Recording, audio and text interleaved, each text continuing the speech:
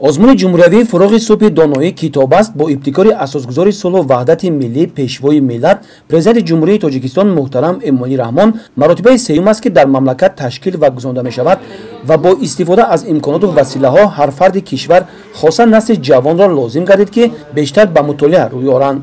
дар ҳамаи муассисаҳои таълимии шаҳри ҳисор барои иштирок дар ин озмун тайёрии ҳамаҷониба мебинанд. ҳар рӯз хонандагон ба китобхонаи муассиса аъзо карда мешаванд.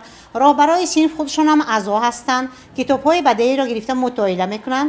хонандагони китобҳои бисёртар шавқу завқи зиёд доранд ки китобҳои бадеиро хонанд ва бисёртар маълумотҳоро ба худ гиранд. дар ин корҳо роҳбарои синф ташаббуси роҳбарои синфҳо меҳнати роҳбарои синфҳо ҳам зиёд аст. хушбахтона нисбат ба солҳои пешин хонандагони муассиса ва омӯзгорон ба хондани китоб зиёдтар ҷалб шудаанд. дар китобхонаи мо зиёда аз 600 нафар шумораи хонандагон ва омӯзгорон аъзои китобхона ҳастанд.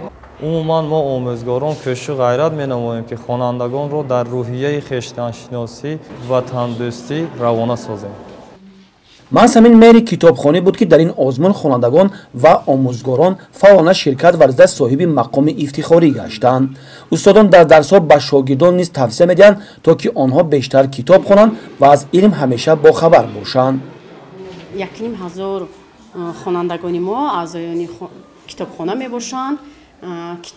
аз китобҳо гирифта мутолиа мекунанд. дар ҳамин китобхона шишта нишаста китобҳо мутолиа мекунанд. мо ҳамин хонандагонро ба мутолиаи китобҳо ҷалб менамоем.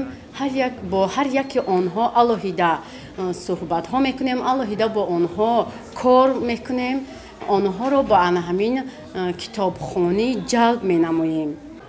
мо анан коллективи омӯзгорон доим кӯшиш ба он дорем ки анамин сафи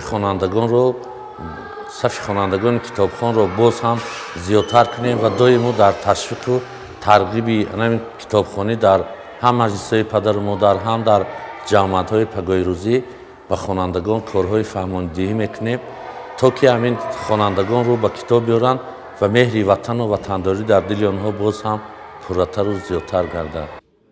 ҳадафи асосии ташкили чунин озмунҳо дар мамлакат инбаланд бардоштани завқи китобхонӣ, тақвияти ҳофизаи фарҳангӣ, дарёфти чеҳраҳои нави суханвару сухандонӣ, таҳкими эҳсоси худогоҳию худшиносӣ, бой гардондани захираи луғавӣ, тақвияти ҷаҳони маънавӣ ва фаъолгардонии доираи забондонӣ миёни қишрҳои мухталифи ҷомеа аст. аз ин муҳассилини муассисаҳои таълимии шаҳри ҳисор дар кӯшиши онанд ки дар ҳамаи озмунҳои ҷумҳуриявӣ ширкат варзида ҷойҳои намоёнро ишғол намоянд.